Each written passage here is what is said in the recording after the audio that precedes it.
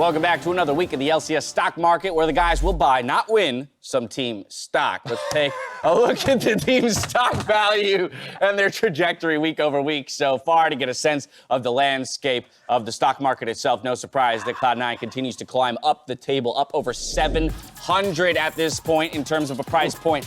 Next team isn't even above 600, so they are just creating massive separation in the market as of right now. But with so many teams close together in the middle of the pack again, it seems like there is room to gain ground if people make the right choices. As leader of the stock market, though, probably, due to recent news, I'm going to go ahead and go to you first. Is that me? Get us started. Is that you, man, at the top? Yeah, You can't really bring need my to. spirit. I have a plate. That's Yeah, my boy your right plate there. is pretty great. LCS. I'm going to go ahead and say I'm changing my strategy a bit. I had Cloud9 all year. Okay. I'm selling that, selling at a high. And I think this is Team Liquid's turnaround. I think Tactical's in. I think they're looking good. So I'm going 8 into Team Liquid. And I got 1 left over. Oh, I'm going to pass that to FlyQuest, my nice they get second your place. pity stock? They get my little pity stock right there. Cloud9. I had enough for Cloud9? All right, I got 1 in Cloud9. I don't know. It's cheat. Wow, Apparently, I don't know how to do math. For a man with the most money, you don't do a very good job of keeping track of your money. Yes. It's a little worrisome. Down the line to Kobbe and Mark Z, we're indexing into TL here. Do you guys have similar faith? I'm second place right now. How am I supposed to pass Prawley? If he picks the same as me, I still am keeping all Team Liquid. Yep. Because similar reason for Prawley. Their upcoming schedule, I think they should be able to win. They're looking so much better. But Kobbe, you have 9 TL. He only has 8. So if TL goes 4-0 and Cloud9 drops a game or something, you might snag Cloud9's it right gonna back. lose? Little faith. You mostly divested. Mark, finish us off here. I What have do you Team got? Liquid too. He's also got Team Liquid. Mark is so done with this game now. After I've been lied to, it's just kind of hard to get up for it. That's so amazing to me. Well, of course, all these teams are going to have to make moves today as we take a look. Where are you going, Prawley? I was Where gonna are you go headed? steal a couple more stocks over there. I saw some on the ground, and I was making a mad dash. But it's all right. I'll get them later. Let's take a look at predictions. A minute 30 to go till game 1 of the day. Let's see where you guys are throwing your votes. Cloud9 takes the cake here at the top of the day for all of you. We've got some discussion to be had between Dignitas and 100 Thieves. And while I'm sure y'all have your reasonings, what I'm more interested in is our friend here who's joined us on the desk and how he reconciles your predictions for the day. Draven won. What are your predictions today? How are these guys going to do as compared to? Did you pick C9? Did you pick C9? They all picked C9. Hey, that's correct. That's Did a you good pick start. Team Liquid? Yes. Yeah. Yes? Yep. That's right up there. What about FlyQuest? FlyQuest? Yeah. Yeah. And then the Whoa! last one would be Dig or 100 Thieves. I think that's a tough one. I picked Dig. You picked me. Dig. Yeah! You both picked Dig. Wait. All right, Tyler, or Draven, sorry, Draven. My bad, it's a slip of the tongue there. Why is it that you have faith in Dignitas over 100 Thieves? You know, because I really like Johnson. Being a former 80 carry myself. A former. I understand how hard the role is. To be a new player, new 80 carry, get in there with confidence. Woo! That's tough. I like it. And the quick response here for 100 Thieves, because you're the only one who voted for it. Yeah. I don't know. Dig's He's playing got with nothing, a ladies new and jungler, gentlemen. man. He's got nothing on. I think it's hard. Draven. With that, though, Cloud9 TSM hitting the rift in just a moment, so we're going to toss it out to the battle arena for the call. Draven, thank you so much for being here. Analyst Desk, Draven, thank you all very much. I am Clayton Captain Flowers Reigns, joined by a man who needs no introduction, but gosh darn it, I'm going to give him one anyway. Mr. Joshua Jat Leesman joining me here today for TSM versus C9. Yeah, thanks for the introduction, Flowers. And every time these two teams play, it is always exciting. It actually is a fairly big rivalry, but we were talking during rehearsal, Cloud9 has double TSM's wins. Yeah. Like TSM is coming into this at 6-6, and Cloud9 has had perhaps the greatest first 12 games of an LCS split ever. Now, Immortals, when they were doing their run at 18-0 back in 2016 spring, made it to 12-0 before dropping their first game. 2016 summer, TSM went to 14-0 before dropping their first match because those were best of 3 days. Right. So Cloud9 is getting closer and closer to historic highs in terms of regular season LCS success. They will tie that all-time high if they manage to once again 2-0 this week, but TSM stands in their way. At one point, a lot of hype building up behind these guys, but Since then, the brakes have been pumped a little bit. Last week, they lost to CLG. A lot of people were pretty shocked at that one. But let's see if they can turn things on and do what hasn't been done here just yet. Starting off, it's Tahm Kench, Senna, and Pantheon banned out by TSM. Cloud9, they're paying their taxes. The Ornn must be banned on red. They're also going to take Syndra out, prevent that comfort pick there for Bjergsen. Let's see what the last one's going to be. Aphelios kept out of the hands of Kobbe. And I'm actually pretty happy that teams are finally banning Vulcan's Tahm Kench. It is actually a fairly lane-dominant pick that most teams don't take advantage of, but it's something that Vulcan and Zven were taking full advantage of, and it was part of C9's dominant early game. So we don't see that banned almost ever. With 5 picks, it was Vulcan's most played, and it's a good ban. Well, you can see Sett locked in here immediately for TSM. Look at that win rate. He's almost 70% win rate here in the LCS. The champion has seen a ton of success. Pretty safe to pick early on as well. The response from Cloud9 will be to grab the Misfortune and the Lee Sin early jungle pickup here for Blaber. Yeah, C9's fast in Champ Select as well as in-game. Those are relatively generic picks.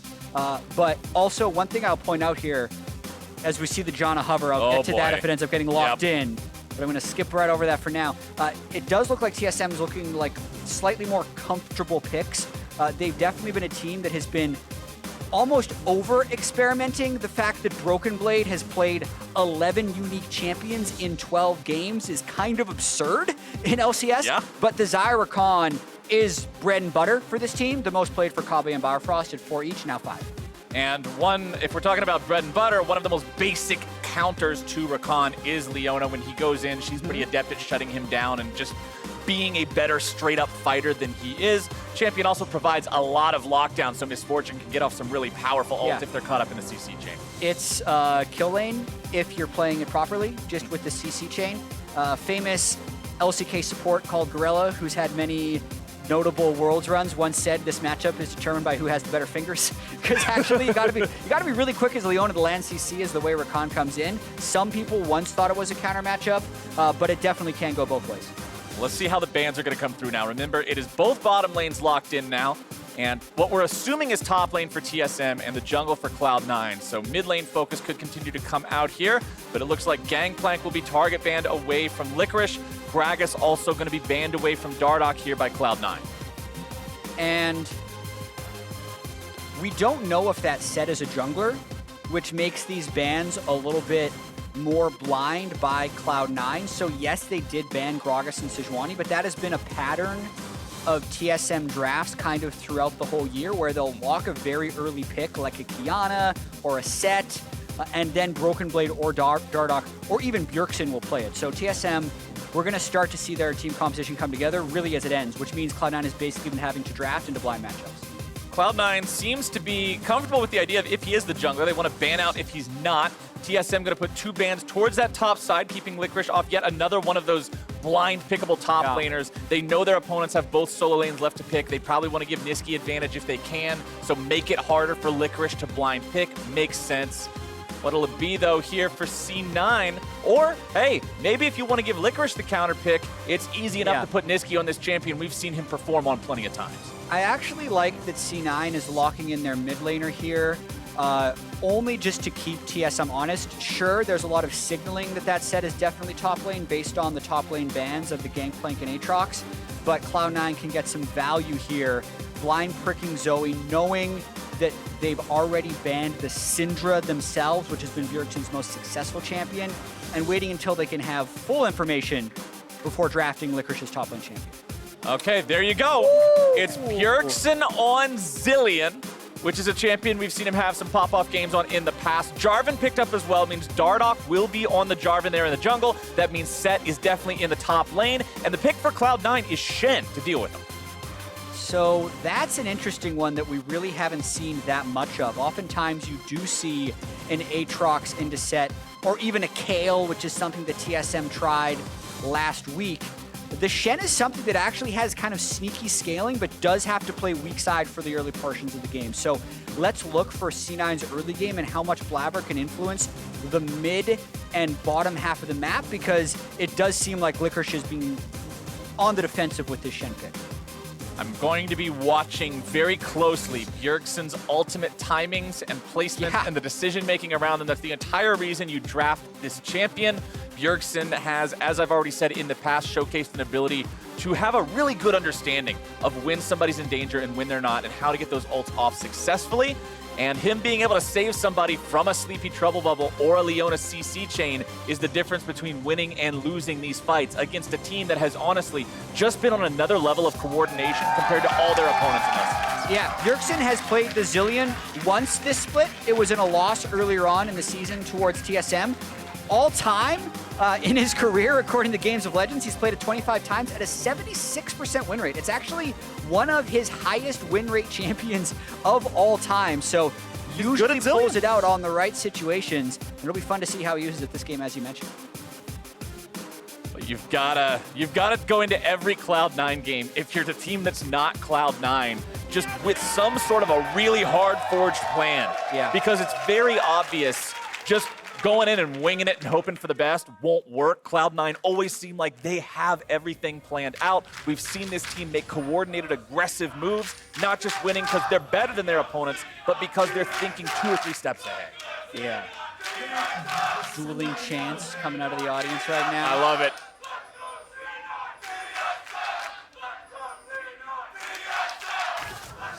It is interesting to me how the TSM cadence is being disrupted by the C9 chants. It's almost like the TSM was going in 2 syllables instead of the normal 3. That's the power of Cloud9. TSM is bending to Cloud9's will. Cloud9 is so strong in this split so far. They have even managed to warp the one chant that permeates all international competition as Licorice finds himself eating a little bit of damage here on the top side. TSM going for something cheeky, but they'll only get a little bit of damage. Licorice not going to quickly use any of those summoner spells for no reason. And honestly, no big deal. Yeah, interesting how C9, Vulcan, and Zven actually invaded red side, but didn't even opt to drop that early game ward on the Jarvan. That's usually what will happen when a team invades top side, but maybe they're just confident enough that he's going to start there anyway and they want to save their ward for later. You can actually see C9 ended up warding right here, which would generally be the path that Jarvan has to walk through if he ends up doing a level 2 gap. Just making sure they're careful about Dardoch having that level 2 opportunity to get into a lane.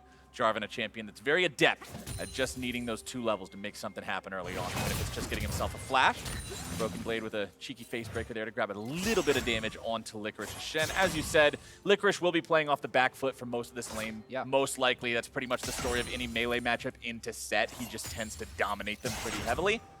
As bottom side, Zven and Vulcan with the misfortune, the Leona counter pick into the Xayah and Rakan. Nice stun comes down there. Biofrost eats quite a lot of damage, and that's half his HP taken off. Quality fingers there by Vulcan, sidestepping the W, then walking up in order to get the Q. Nisqy already getting that mid shove early on Bjergsen. And let's focus in on this Zilean versus Zoe matchup a little bit, because I'm really fascinated by how it's going to play out. Not many people play Zilean, so this is the curveball that TSM is trying to throw in this draft. Everything else is fairly standard in terms of what is meta. I want to see, once Zoe hits 6, if Bjergsen can actually plant bombs at the ultimate site of Zoe. Right? You know how he dashes forward and then will guarantee bounce back? How well is Bjergsen going to be able to manipulate that one as Blaber does a little bit of counter jungling? Blaber gets himself in there. He steals away the large chicken. Dardoch finds a quick trade onto him, but Blaber is now reinitiated. 3 little chickens left alive, grabbing a bit of damage. Dardoch gets away, but Flash expended at 100 HP is all he's got left in the tank. Vulcan makes a rotation up through the enemy jungle just to make sure TSM can't collapse onto Blaber here.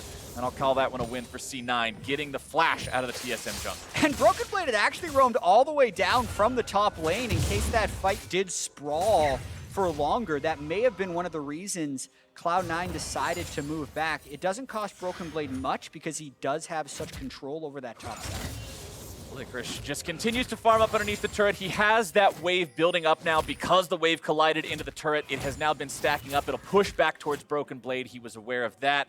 Nisqy now moving up towards this top side river. Sees that the Scuttle Crab has been taken by their opponents. Bjergsen taking this opportunity to go ahead, go back to base. He does have the teleport to return to lane. Also running the Summoner Spellbook here on the Zilean, so we'll have to keep an eye on how he switches those out as the team fights happen. Yeah, you can see, at least in the Spring Split, Rakan has been the go-to for TSM. 66% of their 6 wins with this combo. Oh, Vulcan goes in right as Dardoch makes an appearance here in the bottom lane, and that means Vulcan has to instantly flash away to make sure he doesn't get jumped on. Nice movement there from TSM's jungler to punish what he read as the right situation of Cloud9 aggression. Yeah, really good appearance there by Dardoch, not even having to do anything to get the flash of the support. The question will be whether or not they can eventually punish that, because that lane is going ever so slightly small advantage for C9, but definitely nothing too noteworthy in this early game in terms of breaking the game open. Also have to take note of when Licorice hits level 6 on this Shen. Level 5 just now, but remember that once that becomes available, TSM and their proactive ability to do whatever they want in the game will be severely limited by the fact that you always have to consider the stand united. Now, there are tools in Broken Blade's kit, both the Facebreaker and the Showstopper can prevent that ultimate from properly being channeled if Licorice tries to use it in a spot where he is vulnerable. But that'll be up to Broken Blade to keep an eye on those. You see the mid lane priority being controlled by Nisqy here yet again, and this is a guy who's not afraid to leave his own lane and go get his team ahead if need be. Right now, he will walk through the bottom side of the TSM jungle, lay down some vision as he goes, but considering Kobbe and Biofrost are all the way underneath the turret, there's not much of a play to be made here. Yeah, it's actually pretty interesting looking at all of C9's stats. They're basically all really, really good. So sometimes it's hard to find differences, but just comparing like the C9 players to the TSM players this split, all 5 members of C9 have better KDAs than anyone on TSM, just because they've been so dominant, and when you don't lose any games, you don't die, so your KDA becomes better. Right. In terms of CS difference in the laning phase at 10, the only player that is negative on the team is Nisqy. Everyone else is positive for C9 and also above everyone else on TSM, so this isn't to say that what Nisqy is doing is wrong. It is to say that he is willing to sacrifice a small amount of CS to help everyone else. And as the dragon is taken by the side of Cloud9, TSM has to assume, yes, the jungler is down there. They know they can make a play on the top side with a numbers advantage, and they get the flash of the Licorice. And if those of you weren't watching Countdown, Mark did a great segment on how well Licorice plays weak side top lane, because that's a situation where he got ganked by the enemy jungler, his jungler isn't there, and he actually needs to push in the wave, otherwise it's going to freeze. But he burns his flash, and C9 end up getting the first Infernal Drake, and Blaber gets further ahead on experience. So unless that flash eventually gets punished, that is strictly a win for C9.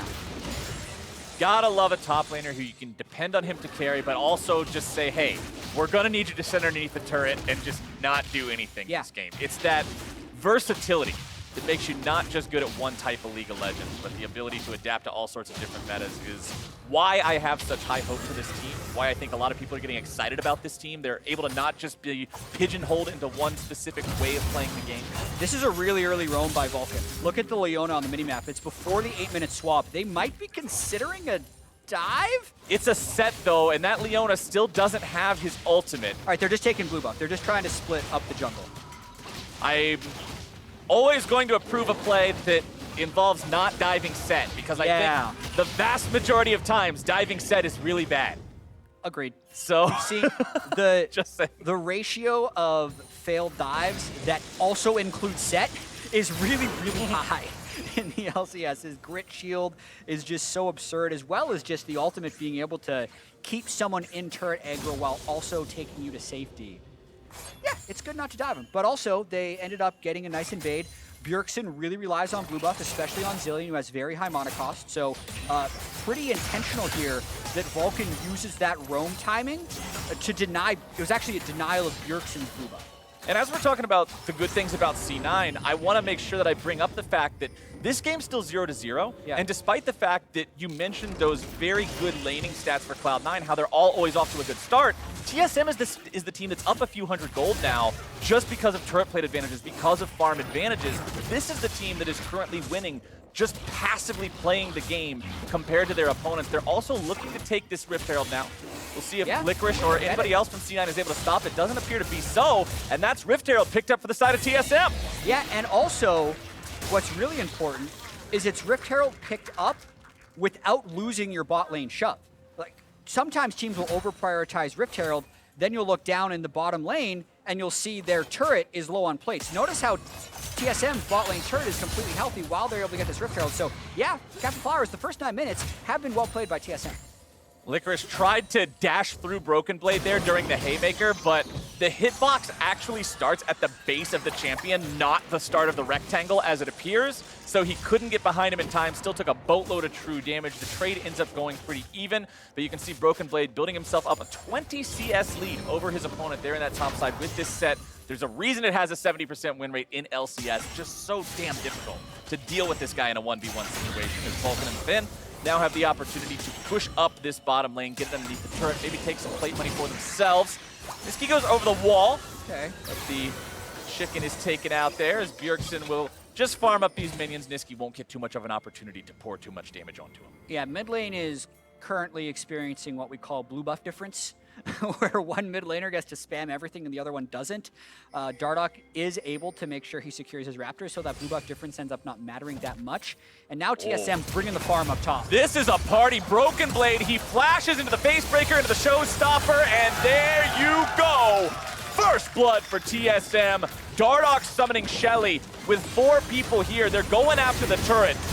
Ben does a good job utilizing the ulti to keep the minion wave away. Biofrost already going to be killed here in retaliation. Over the wall goes Blaber. He's able to find the damage onto Dardoch. It's a 2-for-1 for C9. Shelly gets 2 plates to make the gold come out even, but C9 bites back. There was about 4 seconds where it looked like TSM was winning. Right after they get first blood, you're like, they get first blood, I don't even have time to say they still have Rift, and then they're double killed. Just like that. Now C9 can rotate down with these death timers and secure Drake too. This play right here is really good. They do the swap, they already have Rift. The idea is kill Licorice, drop Rift, get the plates, rotate down for Dragon. So from here, awesome. They probably don't need to use the Rakan ultimate, but that's fine. Here though, you don't expect C9 to go in so aggressively knowing their player's still dead, but Nisqy is here, Bjergsen is not. So it's actually a 4v4 where one team has ultimates and the other team doesn't. That's why C9 is able to win this. They burn Leona ultimate and MF ultimate to get the win. And that fighting up top will continue while Blaber takes the Drake. Vulcan's in a bad spot here. TSM going to be bringing in another body here through the TP. Vulcan gets himself away. It's Licorice underneath the turret. Turret still has 1.5 plates worth of HP. TSM with 4 members here in the top side. Vulcan thinking about whether or not it may be worth to try to help his ally. Licorice will be dove on there, trying to just buy as much time as possible. Vulcan wanted to hang around, but is he hanging around too long? Nisqy makes his way up here into the fight now. Ulti comes out from Kobbe, but he's going to be finished off. Zven now able to put down a lot of damage onto these guys. Free firing Vulcan here on the front line, now going to be blocking up everybody from making their way into the fight. Into the stasis he goes. Still there in vulnerable range, as there comes your showstopper, but the show is stopped for Sett. Dardoch's underneath the turret, Biofrost very low. Bullet time, baby! It's not gonna find the kills, but it makes TSM head to the hills. Nisqy goes forward, another bomb strapped to him. Can he find the damage? The Drowsy is down. The Battle Star is weaved through TSM. And C9 are 5-3. The Shed ultimate at the end, Captain Flowers, to keep Nisqy alive, going through. I can only say so many words per minute, man. That was an incredible fight, and this is the thing that sometimes sets C9 apart. Blaber wasn't there. That was an undermanned fight. They just outplay you. Now, this is usually where you should probably just tell your top laner, sorry, bud, you're dead. Yeah. Vulcan tries. He actually misses his ultimate there, and Licorice does go down. It does buy a lot of time, and Nisqy teleports in. What's interesting here is they get good focus down onto Kobbe. and Bjergsen's TP doesn't make it in until he can ult Dardoch. Ideally, you're ulting a higher damage target rather than your Jarvan, but this dive, it just keeps coming, like, way over aggression by Broken Blade right there because he thought he could trade 1 for 2. He thought they killed Zven and Vulcan there. They do not. This is where the fight gets really interesting. Watch Bjergsen's bombs and the way Nisqy interacts with them. He predicts the flash. So that stalls it. Here you think surely Nisqy stops. He uses the borrowed flash. He weaves this. Bjergsen needed to block this, but he was thinking about the kill, right? He did land the bomb on the R side of Nisqy, but didn't account for the Shen ultimate, so they're unable to trade the kills back. What an absurdly entertaining fight. C9 comes out on top, but TSM now starting up another fight, and they found their initiation. They found the kill into Vulcan. They're going to make it 2 onto Blaber. Bullet time over the wall, not going to find a revenge kill, but Nisqy's able to grab one over the wall now instead. Dardoch under pressure in his own Cataclysm. Nisqy looking for the damage. Instead, Nisqy's going to be killed. Tries to fire off the Sleepy Trouble bubble, but he is gone. A double kill for Bjergsen, and TSM take that fight.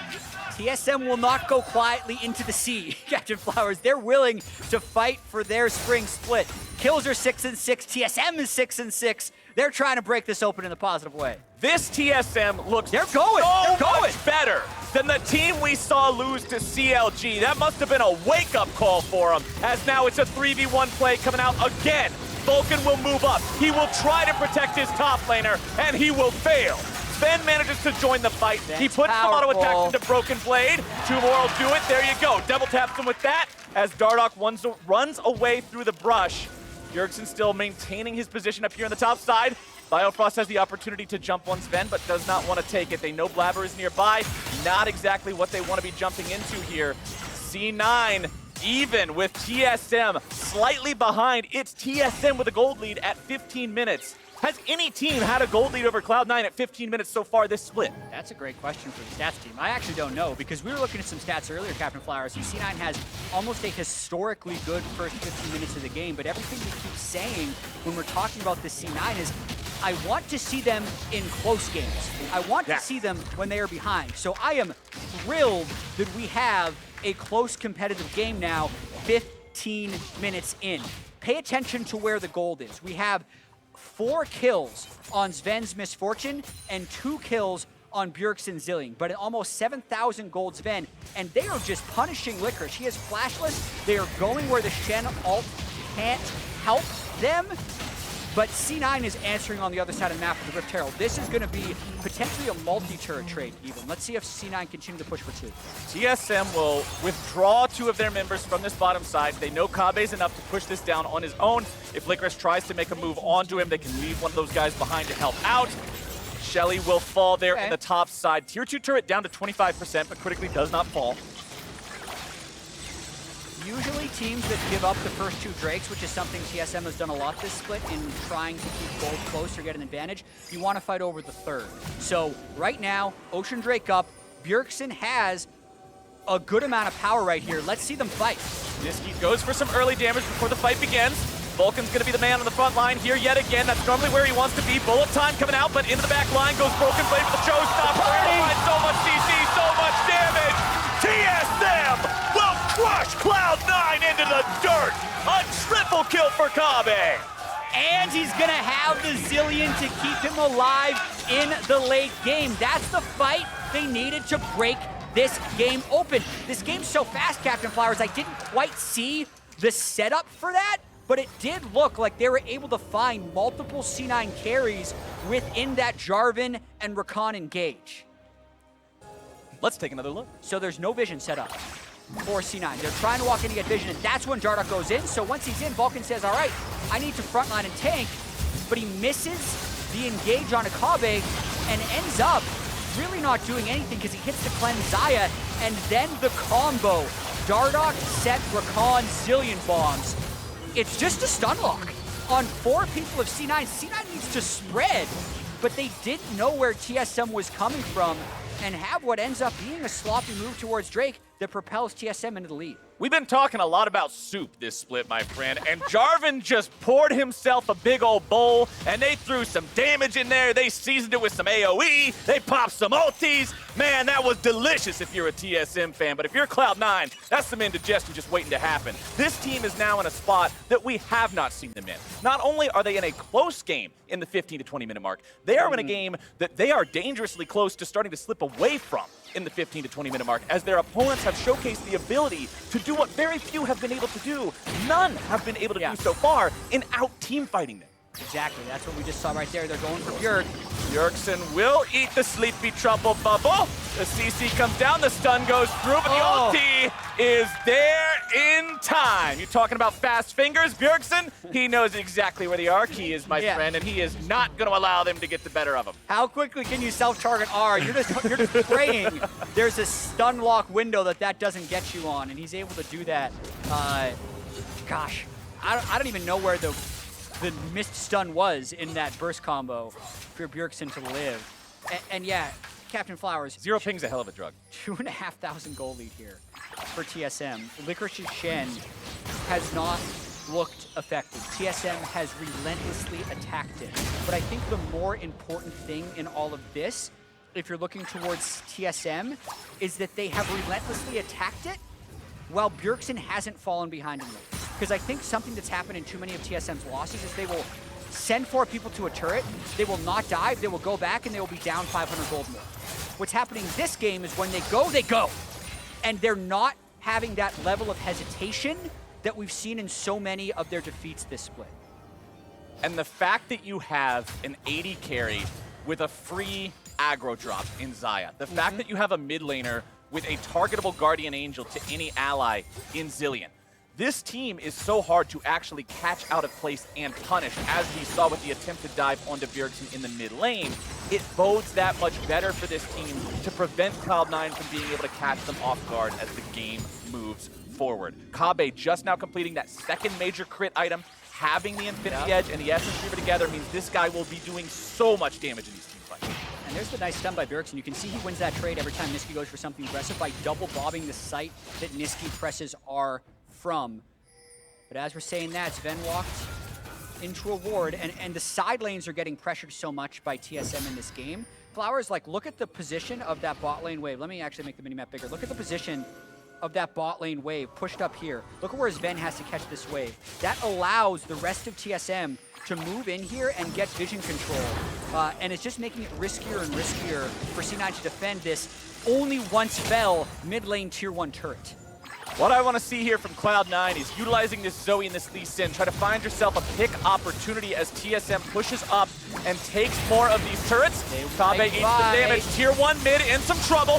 Sleepy Trouble going out, going down. Mid turret falls for the second time here this split. Zilean ulti coming through, and that's a very clutch save. Vulcan's going to die here yet again as more damage goes through from the side of Cloud9. Oh, he's still alive. Still not enough. Oh my God. Wombo combo! Licorice is the only man standing. Good God, these TSM team fights are a thing to see. This is looking more and more like C9's first loss of the decade, as well as the Spring Split, Captain Flowers. They just keep going. Every time C9 has tried that this split, it has worked. They have out-team fought every single opponent. It does not look like that is working today, as TSM win another team fight and take the Baron against C9. Let's take another look at how it went down here near this tier 1. So they want to defend this tier 1, and they think the Dardoch is extended. Now they blow a lot of burst into him, but the Zilean ult is there to save. So actually that's about 2,500 damage that is negated by the Zilean ult. The bullet time is not able to sync with CC for C9, and now it's TSM's chance to turn. The fact that Biofrost held his quickness that long into the fight is the biggest thing that turned it. All of TSM CC was then layered for the re-engage that C9 attempted, and to me, that's what turned the fight. 6,000 gold ahead of their opponents now. TSM will tie up that Drake count. It's exactly what you mentioned earlier. Give up the first 2, who cares? We'll get them later as long as you don't give them number 3, as long as you don't give them that soul point. and then take over the game with the advantages you accrued in the meantime. TSM, they have 3 turrets to their name so far, all 3 tier 2s still standing on the side of Cloud9. You would have to think those are the targets here with this Baron power play. We'll see what TSM can make of it. And we might not have much time with how aggressive TSM has been left in this game, because I think they're going to try and dive this turret right away just to set some stakes. There's some organizational pride on the line here, Captain Flowers. TSM has the best start in LCS history at 14-0. They don't want C9 to be able to have the 18-0 split. TSM is now the first team to take Baron against C9, all split, and they're looking to be the first ones to defeat them.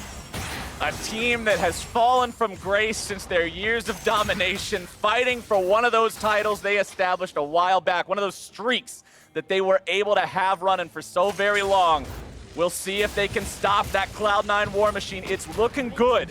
Broken Blade, making sure those minions stay enchanted there in the mid lane. They take down that tier 2. The gold lead gets to almost 7,000 here now.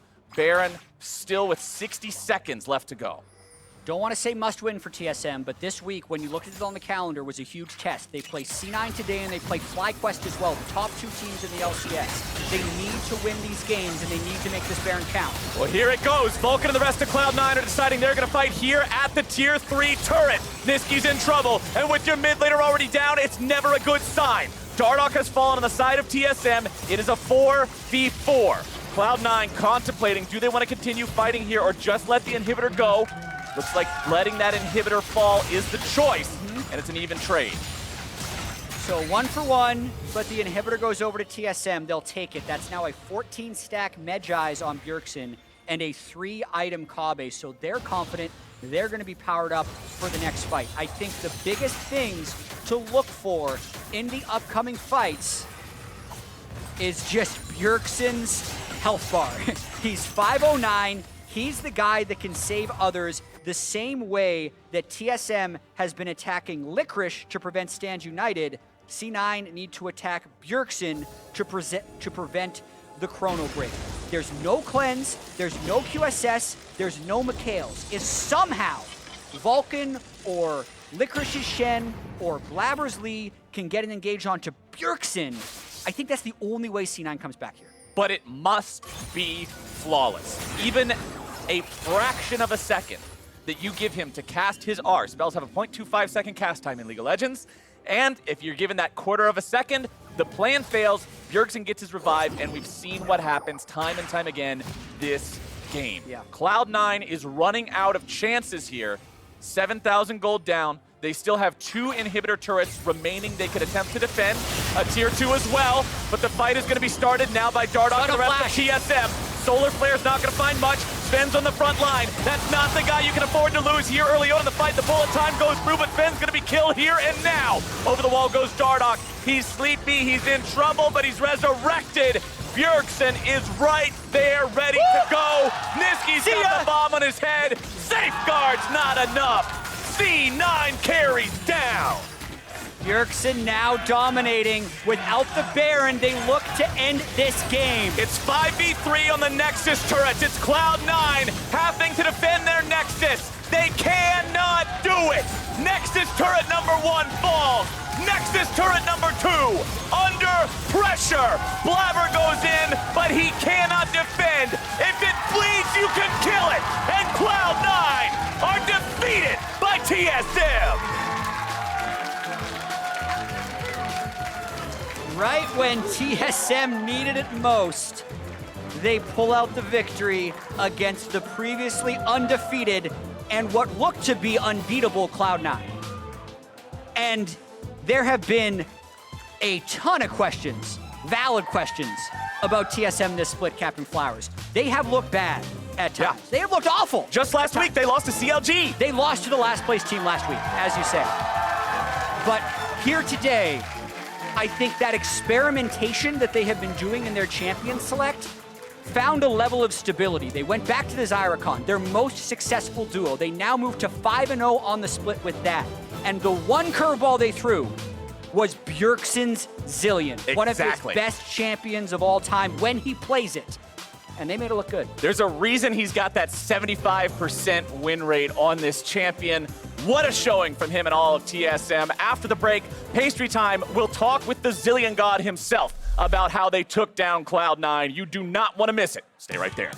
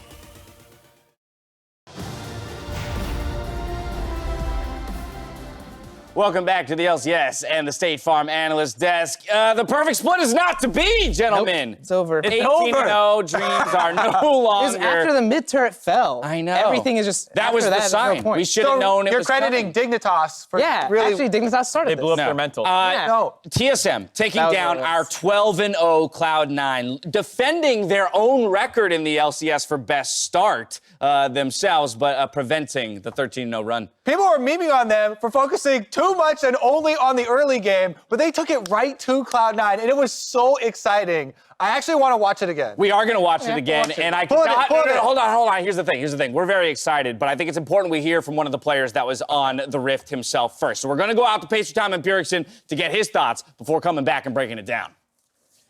Thank you very much. Yes, I am here with the TSM mid laner, Bjergsen, finally snapping Cloud9's undefeated streak, keeping the TSM record alive. How's it feeling? It feels good. Yeah, we weren't able to do it back in 2016, 2017, and I always really thought that sucked. But C9 is just a really, really strong team. They have really solid fundamentals, and they just play the game in such a controlled way. They always really know what to do. So, but we came in we had really comfortable picks. We had the Xayah, Rakan on bottom. Obviously, Zilean is a comfort pick of mine, and I think it really showed in our game today that all of our players were individually comfortable on their champions, and we just outfought them.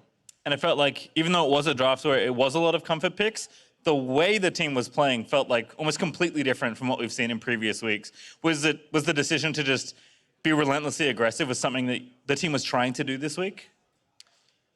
No, I think we've been an aggressive team for most of the split. Sometimes it works, sometimes it doesn't. And I think this week we talked a little bit more about actually playing to our strengths rather than trying to cover our weaknesses and be a really well-rounded team. And I think that showed in this week compared to last week where we're playing Kale and we're playing a lot of these more scaling team comps, but we really focus on kind of strong early game or mid-game team fighting with a lot of different ways of starting fights and a lot of different playmaking champions. And so yeah, it was just a bit of a change of direction for the team. And I think it is nice to see all the teams experiment, but now that it's getting late in the season, is there just going to be more comfort drafts and more just trying to secure the best spot before playoffs? No, but there just has to be a healthy balance of both. I think we will bring out new picks, but when we actually are really proficient at them and we really know how to play these champions at every stage of the game from ahead and behind. And I think last week we really didn't, pulling out the Maokai and the Kale, and it was really obvious to everyone watching that we didn't know how to execute our composition. Not that we couldn't have won that game, but just with our level of knowledge around the team comp and the champions, it just wasn't good enough. So that's why we're kind of, at least when we want to play these new things, we need to be more prepared and have a better understanding of how to win the game with them. And then finally, there's been kind of a lot of ties happening in the LCS so far, but TSM has, I think the pundits have said, hey, this is one of the strongest teams. Where would you put your team right now? It's hard to say because TL has really been stepping it up since Proxa has come in and been more comfortable with the team. So we haven't really gotten to play against them that much, but obviously C9 and TL at the top, and hard to say where we fit in there. I think we're probably below both at the moment, but I'm really hoping for an upward trend to playoffs where we can be the best team. Well, with a win like that, certainly it does seem like it is trending upwards. Bjergsen, thank you so much for talking to me. We're going to throw it back to the State Farm analyst desk to break down the rest of the game. Thank you very much, Pastry Time, and congratulations to Bjergsen. Not only did he take down the undefeated Cloud9, he also snags player of the game for his performance on the Zilean in this one. But before we went to that interview, Kobbe, we had this idea. That game was so exciting. I feel like we just should maybe just watch it again. Let's get it. Let's watch it again, shall we? The early game highlights. was so exciting. Let's Okay. do it. Bring it in, Here we bring it go. in. Get in here, boys. Get TSM, close. I'm moving. This is the level 1, right? And probably you were talking about this when he slips in with the Blaber Rakan. just misses him there. But here, all right, a little bit of communication error. Kobbe and Biofrost need to go at the exact same time to actually get the Shen kill there. This is when the game starts popping off, though, because TSM do a good job of attacking the global. They actually, go up instead of sitting there waiting for Leona dives bot. But C9 are really good, and they actually answer correctly a lot of the time. I was going to say, it's the classic C9 thing, right? You make a move that feels good, and then they somehow find a counter or response that ends up more in their favor. I'm so impressed, though, with TSM, because we always talk about this, right? Attack the source of the global so they can't out-skirmish you. And they're doing this against Cloud9. Then under the turret, though, C9 collapses. It gets rowdy. I feel so bad for Vulcan. He missed his ult at the start of this play, but he plays the rest so well about flashing the second bomb, stop watching the W. It's so sick. Then the turnaround, we got a little bit worried for TSM. That's the thing. I think it speaks volumes to TSM here that the first play of the game can actually go the other way. He sees the bombs, right? But he picks up the next flash, but he's done, right? He's not going to play anymore. But you don't go in after this. You do not go in after this. He goes in back. after this. This man is something else. You know right there, Shen is going, I'm coming up in 3, 2, 1. Nisqy, go for it. He gets the Shen. He would have gone ultimate. anyway. It's too much. There's so much trust, though. There's so much trust. It is one of the bigger fights here down in the river. Zven trying to get the full channel off, but oh my goodness, you're starting to see our TSM's comp shines. Oh! So this is where it transitioned from TSM's early game just being go brawl with Cloud9 on the top side over and over at the Shen lane to our team fights are really powerful with these AoE abilities. Yeah, I mean, this is what it takes to beat C9, right? You have to go toe-to-toe in the early game, be willing to actually scrap them out and not get, beat all over and over, and then be able to actually team fight them. Watch this set here, Han. He has flash. There's the flash. There's the Rakan RW. That's the wombo combo that got him so many team fight wins. That's so pretty. It's so pretty. Sett is so often picked with Xayah Rakan too, and we're seeing, again, initiation. Dardoch starts as well. Hamburgers. He's being EQ. Everyone jokes about the 3,000 engage range of Jarvan just leaving their team behind, but he actually never overextended in these because he has the Zilean to be confident. And that's why also the Rakan works so well with engages like that because you get the double jumps, then you can also get the AoE knockup. Bomb on his head! They were all just shouting for all of these team fights. This whole game, we were just screaming our heads off. I love that the first team to take down C9 did it in the way that we were asking, which was to be aggressive, right? It wasn't a 60-minute stall out, win a single fight to win the game. TSM took the plays to Cloud9, and they outdid them. Well, that's the thing that a lot of us were saying. If C9 is going to lose, it's going to be because they mess up and they make a bunch of mistakes. They just got to outperform the entire game and just lost to a better playing TSM. But that was really important because a lot of teams, like in the first skirmish where you saw that big team fight happen where they got 5-0, I think, 4-0. Yeah.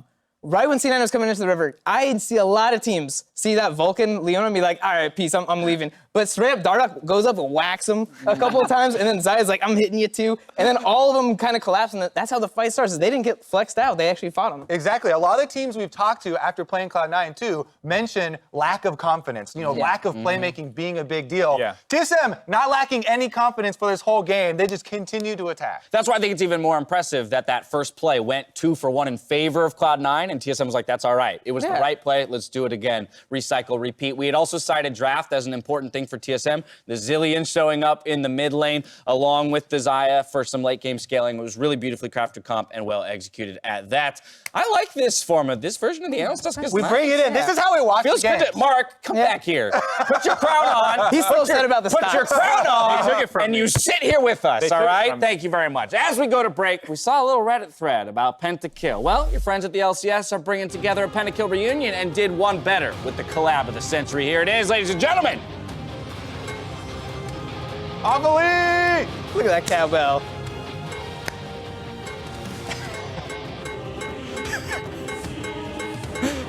What is this?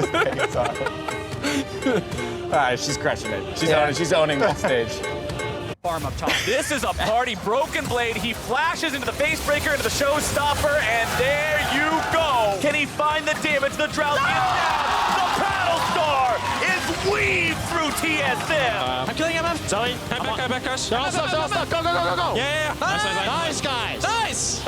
As more damage goes through from the side of Cloud9, but it's still not enough. Oh my God. Wombo combo. MF will die. Yep. MF no ults. Nice. I need you. Watch Zoe. Okay. I'm ult. We can pressure end here. He's dead. We end here.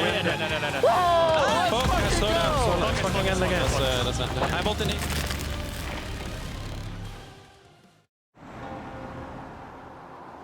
I'm Randy Diaz, mayor of Seltzer, Pennsylvania. If you love Bud Light like me, you'll love Bud Light Seltzer. It's a hard seltzer from Bud Light. It comes in 4 flavors and tastes great. Bud Light Seltzer. It's unquestionably good. If you don't love Bud Light, you'll love Bud Light Seltzer. It's not Bud Light, it's hard seltzer. It comes in 4 flavors and tastes great. Bud Light Seltzer.